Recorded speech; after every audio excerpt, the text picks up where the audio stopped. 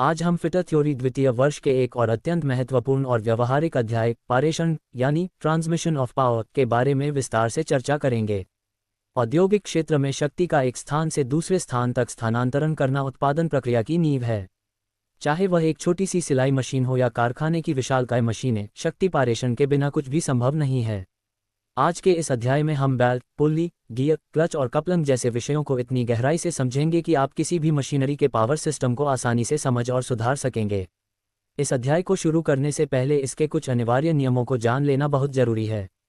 पहला नियम यह है कि शक्ति पारेषण के किसी भी माध्यम जैसे बेल्ट या चेन का चयन हमेशा ड्राइवर और ड्रिवन शाफ्ट की दूरी और आवश्यक टॉर्क के आधार पर किया जाना चाहिए।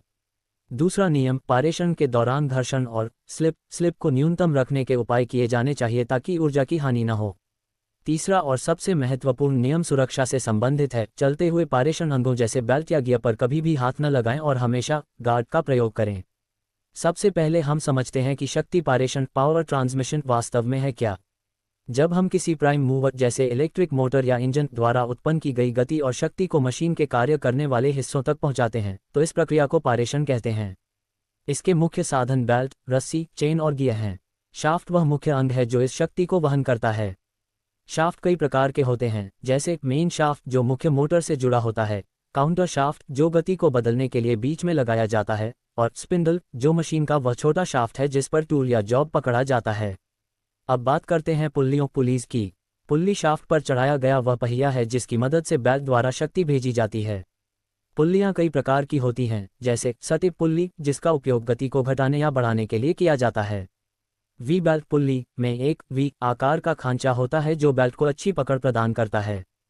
फास्ट और लूज पुल्ली का उपयोग वहां होता है जहां मशीन को बार बार रोकने की जरूरत पड़ती है बिना मुख्य मोटर को बंद किए। इसके अलावा जॉकी पुल्ली का बहुत महत्व है। जब बेल्ट ढीली हो जाती है तो जॉकी पुल्ली बेल्ट के संपर्क क्षेत्र को बढ़ाकर उसे तनाव प्रदान करती है। बेल्ट पारेषण बेल्ट ड्राइव में दो मुख्य प्रकार होते हैं, ओपन बेल्ट ड्राइव और cross belt drive. Open belt drive में दोनों शाफ्ट एक ही दिशा में घूमते हैं, जबकि क्रॉस बेल्ट ड्राइव में शाफ्ट विपरीत दिशा में घूमते हैं और इसमें बेल्ट की पकड़ पुल्ली पर अधिक होती है। बेल्ट कई प्रकार की सामग्रियों से बनी होती है, जैसे चमड़ा, लेदर, रबर, कैनवास और सिल्क। भारी कार्यों के लिए वी बेल्ट का उपयोग सर्वश्रेष्ठ माना जाता है क्योंकि इसका घर्षण क्षेत्र अधिक होता है और स्लिप होने की संभावना बहुत कम होती है। बेल्ट ड्राइव में क्रीप और स्लिप दो ऐसी समस्याएं हैं जिन्हें कम करना एक इंजीनियर का मुख्य कार्य है। स्लिप तब होती है जब बेल्ट और पुल्ली के बीच पकड़ कम हो जाती है, और क्रीप बेल्ट के खिंचाव और संकुचन के कारण उत्पन्न होती है। इन्हें कम करने के लिए बेल्ट पर ड्रेसिंग जैसे पाउडर या राल का उपयोग किया जाता है। विद्यार्थियों, जब शाफ्टों के बीच की दूरी बहुत कम हो और हमें बिल्कुल सटीक गति पॉजिटिव ड्राइव चाहिए हो, तब हम गियर्स का उपयोग करते हैं। गियर पारेषण में शक्ति की कोई हानि नहीं होती। गियर कई प्रकार के होते हैं, स्पर गियर समांतर शाफ्टों के लिए, बेवल गियर जब शाफ्ट आपस में किसी कोण प्रायः 90 डिग्री पर हो, और वर्म गियर जहां बहुत अधिक गति कम करनी हो। गियर के दांतों की बनावट को गियर प्रोफाइल कहते हैं और दो दांतों के बीच की दूरी को पिच कहा जाता है। अब एक बहुत ही महत्वपूर्ण विषय पर आते हैं, कपलिंग्स। जब दो शाफ्टों को लंबाई में जोड़ना हो तो कपलंग का प्रयोग किया जाता है। कपलंग दो प्रकार की होती है, मफ कपलंग जो फिक्स्ड होती है और यूनिवर्सल कपलंग जो शाफ्टों के बीच के मामूली मिसअलाइनमेंट को भी सहन कर सकती है। इसके साथ ही क्लच का ज्ञान भी अनिवार्य है। क्लच वह युक्ति है जो चलते हुए शाफ्ट को बिना रोके दूसरे शाफ्ट से जोड़ने या अलग करने का काम करती है। यह मोटर वाहनों और मशीनों में बहुत उपयोगी है। क्लच मुख्य रूप से डॉग क्लच, फ्रिक्शन क्लच और कोन क्लच के रूप में पाए जाते हैं। पारेषण प्रणाली में घर्षण को कम करने के लिए बेयरिंग्स का उपयोग किया जाता है। बेयरिंग शाफ्ट को सहारा देते हैं और उसे स्वतंत्रता से घूमने में मदद करते हैं। बेयरिंग दो प्रकार के होते हैं, फ्रिक्शन बेयरिंग जैसे बुश बेयरिंग और एंटी फ्रिक्शन बेयरिंग जैसे बॉल बेयरिंग और रोलर बेयरिंग।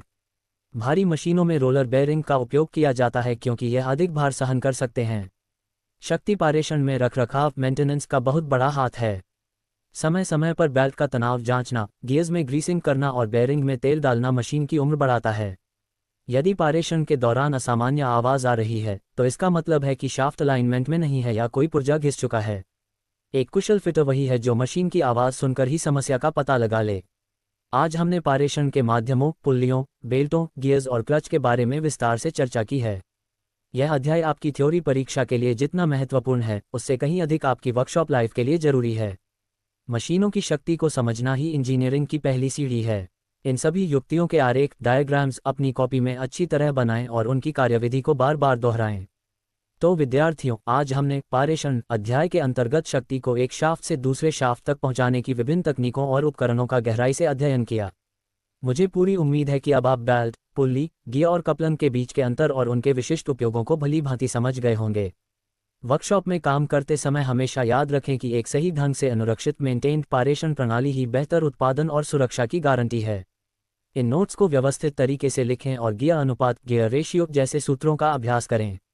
यदि आपको कहीं भी कोई शंका हो तो आप मुझसे बेझिझक पूछ सकते हैं। निरंतर सीखते रहें और अपने कौशल को निखारते रहें। अगले अध्याय में हम एक नए विषय पर चर्चा करेंगे। तब तक के लिए मेहनत करें और सुरक्षित रहें। धन्यवाद। आपका भविष्य उज्जवल हो।